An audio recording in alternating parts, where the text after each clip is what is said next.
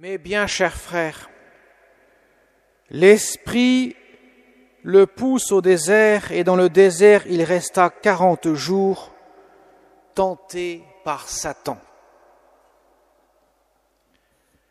Mes chers amis, une fois le baptême de Jésus achevé dans le Jourdain par Jean le Baptiste, voilà que l'Esprit Saint le pousse au désert où il va y rester 40 jours sans nourriture. Évidemment, au bout de 40 jours, il a faim. Je pense que nous aurions faim avant 40 jours. Et il va être tenté par Satan. Alors Saint Marc, que nous allons entendre à l'instant, est extrêmement bref. Il ne donne pas grand-chose comme explication. Enfin, il ne développe pas beaucoup. Matthieu et Luc, dans leur évangile, vont développer davantage. Et ils vont parler de 3 tentations. 3 tentations qui résument toutes les tentations que l'on peut subir en ce monde. 3 tentations qui, en fait, sont 3 axes d'attaque du démon, de Satan sur chacun d'entre nous. Et vous avez entendu, le mercredi des cendres, cela ne vous a pas échappé, j'imagine, que Jésus propose 3 moyens. Les 3 moyens, bien sûr, sont pour combattre les 3 tentations. Cependant, Jésus répond au démon par la puissance de la parole de Dieu. Première tentation, Jésus a faim. Alors évidemment, le démon dit, mais transforme ces pierres en pain. Et Jésus rappelle que ce n'est pas seulement notre corps qui a faim, mais aussi notre âme. Notre âme a faim. Tu te nourriras de toute parole qui sort de la bouche de Dieu, répond Jésus. Il est écrit.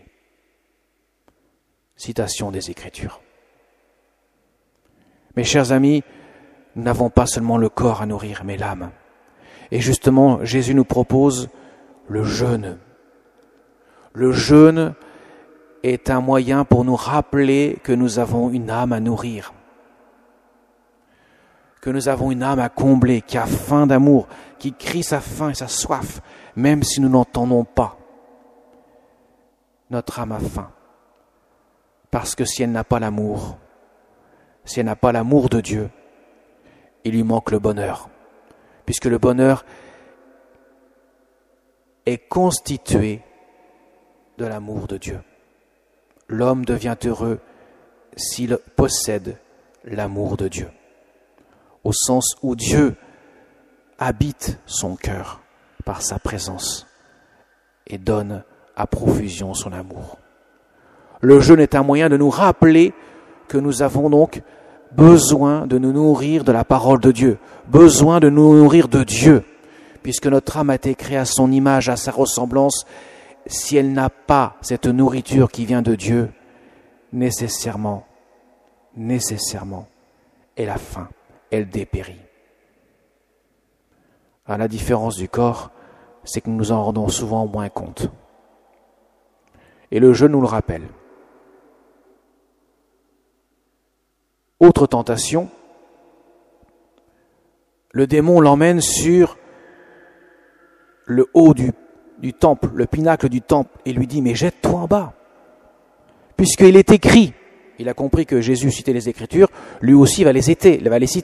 Il est écrit, si tu te jettes en bas, les anges te porteront sur leurs ailes et ton pied ne heurtera pas la pierre. Donc tu ne crains rien. Jésus dira, tu ne tenteras pas le Seigneur ton Dieu, il est écrit. Autrement dit, Jésus replace le sens des Écritures. Le démon veut en changer le sens pour le tirer à son profit. Et Jésus remet le sens à l'endroit. Il montre une fois de plus qu'on ne peut pas prendre l'Écriture pour la retourner contre Dieu. Mais au contraire, il faut connaître la volonté de Dieu. Mes chers amis, comment la connaître, la volonté de Dieu, si ce n'est par la prière, le deuxième moyen que Jésus nous propose pour ce temps de carême, la prière. Elle permet d'entrer en communion d'amour avec Dieu. Elle permet de connaître la volonté de Dieu. Pour ne pas agir par présomption, mais pour agir selon la volonté de Dieu. Jésus nous invite à la prière pour que nous puissions, par le cœur à cœur avec lui, grandir dans son amour, nourrir notre âme en profondeur et ainsi chercher à faire sa volonté. Troisième tentation. Le démon l'emmène sur une haute montagne et il lui montre toute la terre. Tu vois tout cela? Ça m'appartient. Eh bien, je te le donne si tu te prosternes devant moi. Jésus va répondre, arrière Satan, tu ne te prosterneras que devant Dieu seul. Le troisième moyen que Jésus nous propose, c'est bien sûr l'aumône, pour nous rappeler que les biens de ce monde ne peuvent pas combler le cœur de l'homme, ne peuvent pas être au détriment des autres.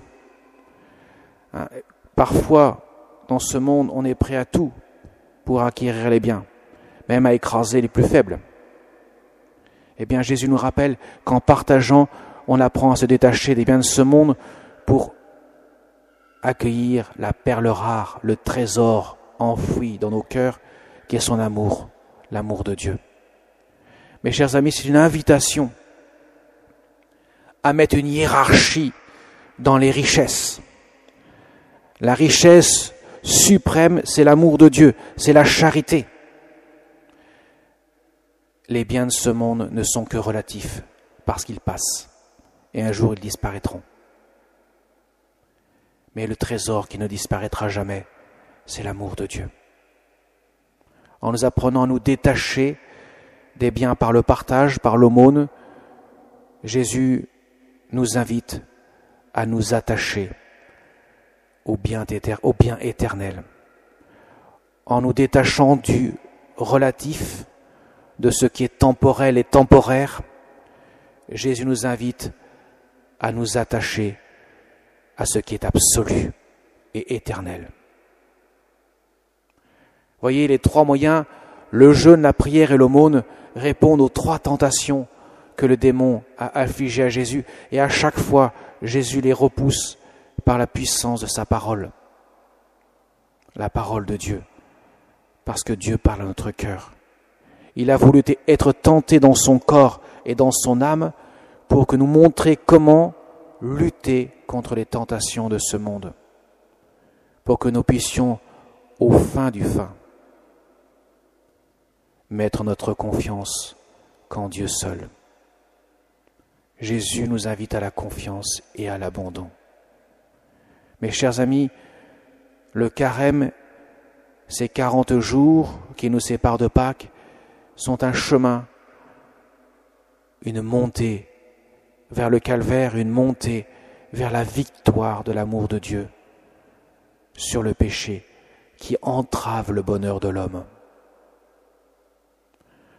Trop souvent, le monde d'aujourd'hui, le monde tout court d'ailleurs, l'esprit de ce monde nous fait croire que c'est Dieu, avec ses obligations, entre guillemets, qui entrave notre bonheur, alors que c'est l'inverse. Jésus nous rappelle, ce qui entrave votre bonheur éternel, c'est l'attachement désordonné à ce monde et le détachement de Dieu. Parce que lui, il ne veut que votre bien et il ne vous donne que ce qui est bon pour vous. Une l'a compris avant tout le monde et à un point éminent, c'est la Vierge Marie, notre Mère du ciel. Elle, son cœur transparent de l'amour de Dieu, son cœur vivifié par la puissance de la miséricorde de Dieu, nous conduit à Jésus.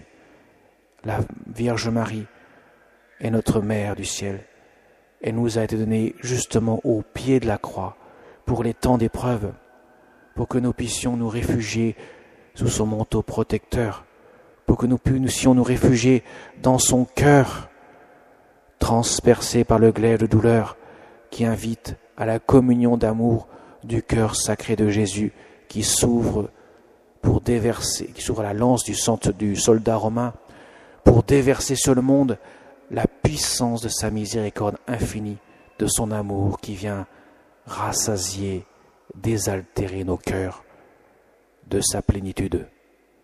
Amen.